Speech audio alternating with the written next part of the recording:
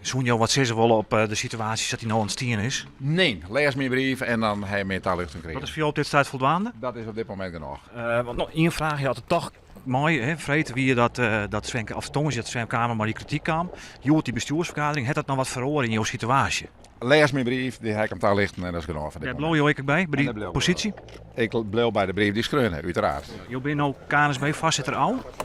Het is jong ledenraad en het wordt is een ledenraad.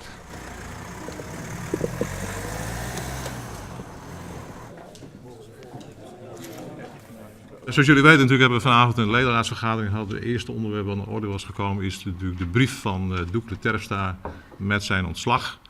Alhoewel de meerderheid van de ledenraad het bijzonder spijtig vindt dat de heer Terpstra opstaat, heeft de ledenraad toch besloten om zijn ontslag te accepteren en te accorderen. Doekle Terpstra, daarvan zeg je hem, wij accepteren zijn ontslagaanbod. Waarom?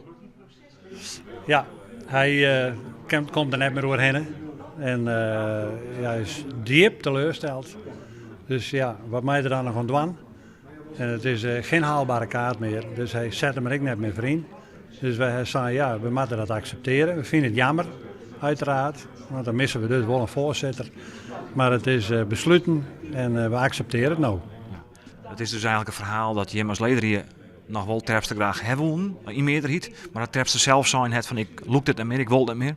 Nee, precies. Daar komt het op del.